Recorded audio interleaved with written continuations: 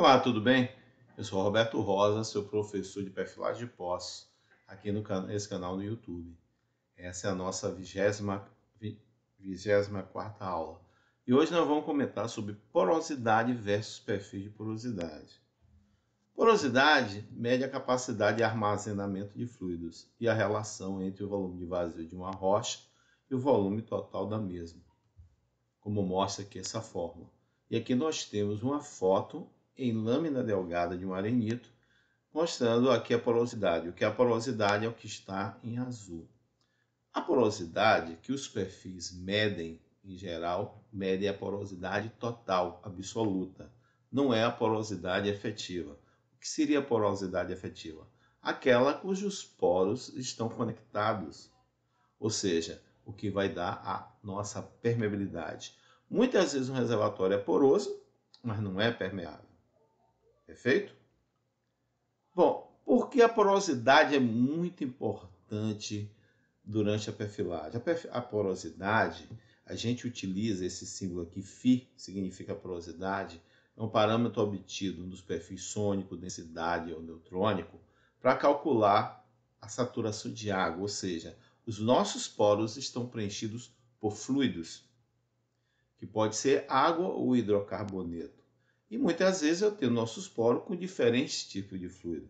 Então, com isso, a gente pode calcular a porosidade, medir a saturação de água e obter a saturação de hidrocarboneto. Esses valores são importantes porque assim a gente pode calcular o volume de gás em place ou óleo em place. Aqui nós temos área versus altura ou espessura porosa com hidrocarboneto, a porosidade medida para gás e aqui para o óleo, vezes a saturação de óleo. Essas fórmulas eu tenho numa aula anterior na parte de avaliação de perfis. Então a porosidade é crucial para o cálculo do volume de hidrocarbonetos presente em um reservatório. Ocorre que as diferentes medidas de porosidade que nós estamos, elas não são 100% corretas, existem incertezas. Bom, então nós mostramos aqui a fórmula de Arch, lembrando que essa fórmula de Arch funciona muito bem para reservatórios limpos sem argilosidade. Ocorre que existem vários outros modelos, como está dito aqui. Existem mais de 19 modelos para o cálculo da saturação de água, onde nós temos aqui essas diferentes fórmulas, no caso aqui Simandux, e aqui Indonésia eu coloquei algumas, onde todos esses parâmetros são obtidos de perfis.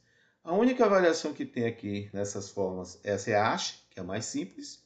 Nessa de Simandux, veja que tem volume de cheio, folheiro, resistividade do folheiro, como também nessa.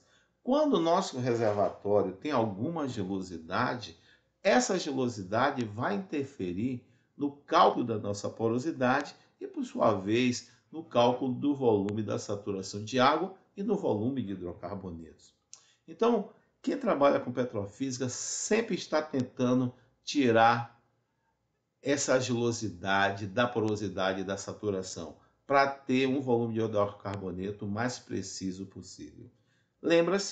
Lembramos aqui que sempre existe erros. Sempre existe algum erro embutido. Não só na medida, como nessas formas que são empíricas.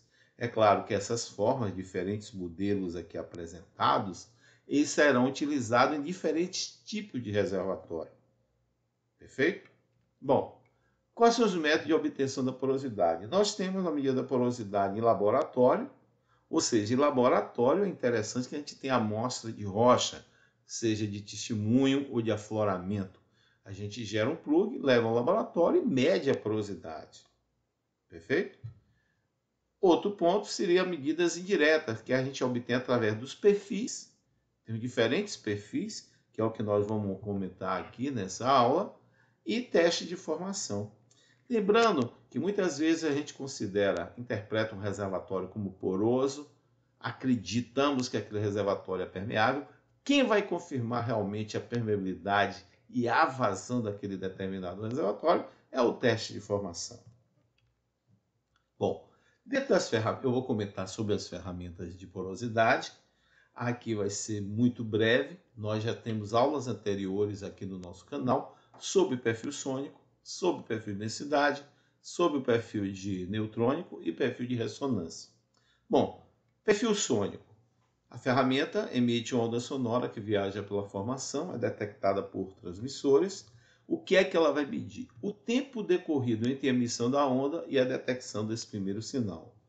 Então ela lê tempo de trânsito, ΔT é o tempo de trânsito, é o tempo gasto para essa onda percorrer. Então, é uma medida indireta, onde a gente vê rochas mais compactadas, mais fechadas, esse tempo de trânsito é curto.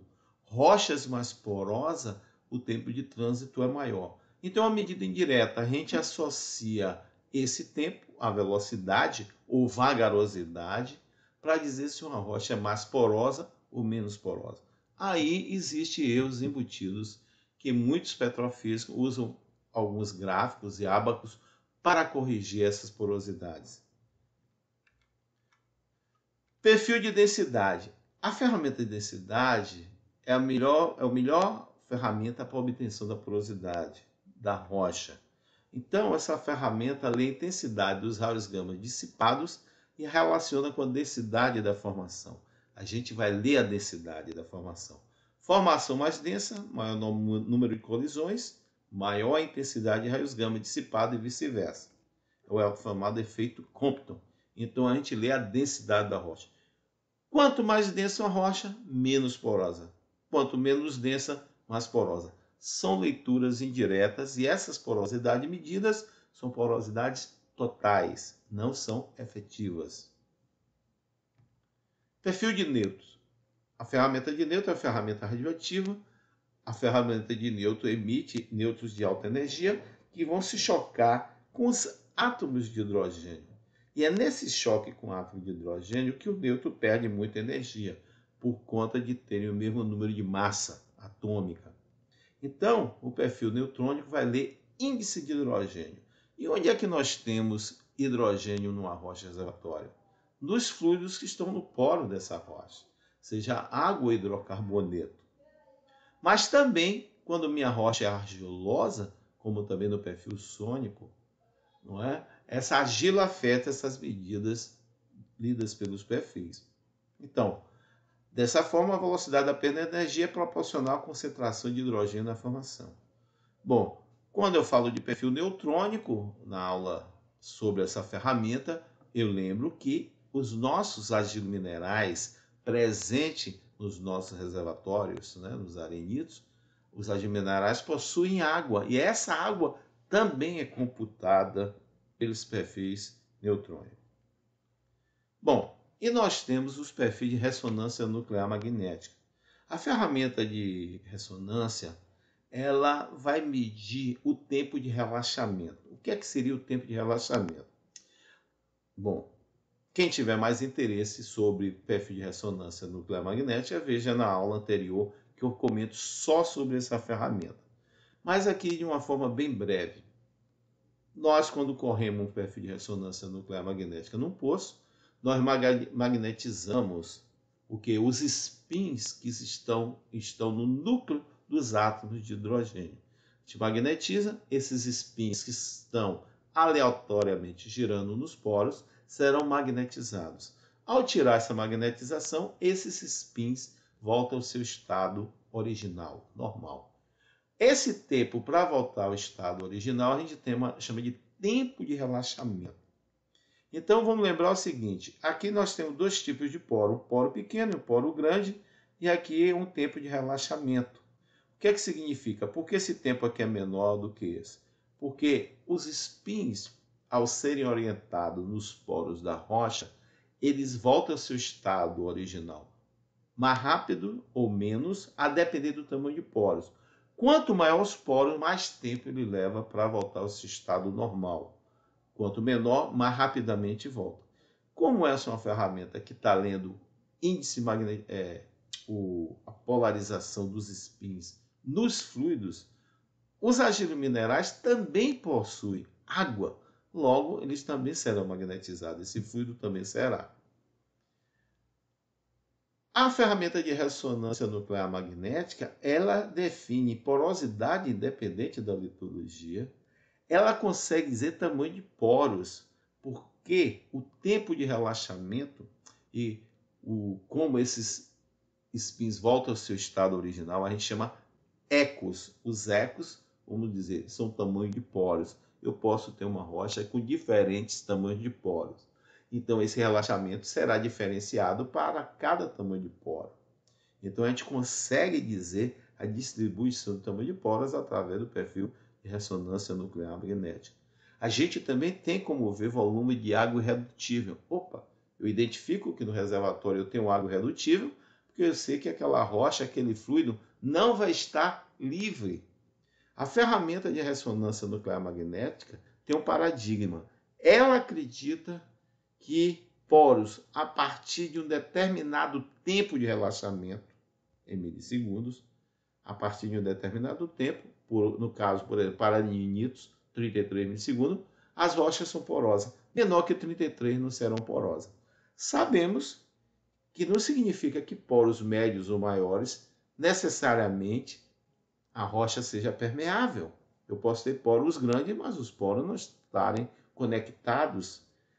Tanto, relembrando aqui, que nos poços do pré-sal, muitas vezes a gente tenta definir os carbonatos do pré-sal, os reservatórios, não é? Os melhores zonas a serem colocadas em produção através do ressonância nuclear magnética. Mas quando realizamos, muitas vezes, teste de formação a cabo, uma outra ferramenta, ou teste de longa duração, a gente observa que nem sempre esses intervalos correspondem ao que o ressonância indica serem os mais porosos e permeáveis. Então, todas as ferramentas que leem porosidade, olhe com uma certa atenção.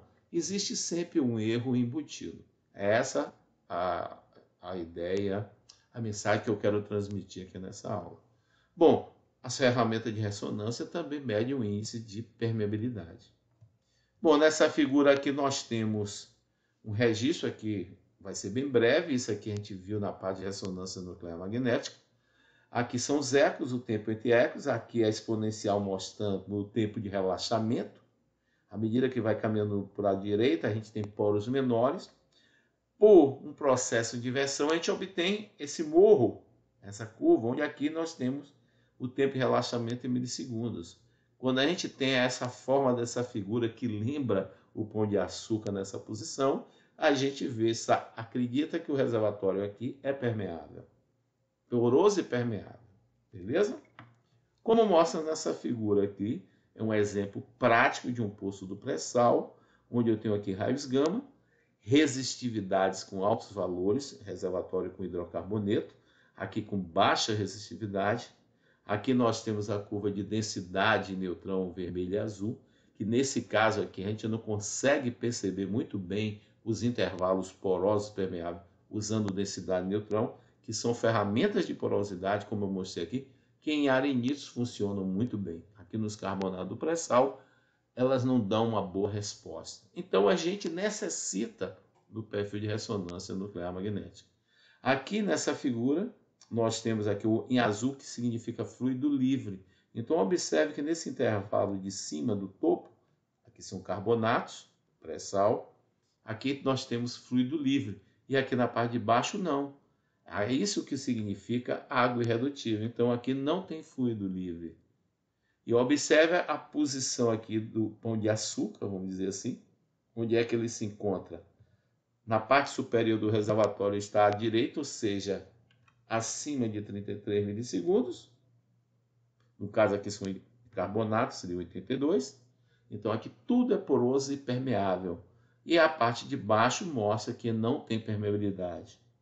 Ah, mas tem baixa resistividade. Tem baixa resistividade porque nós temos água irredutível.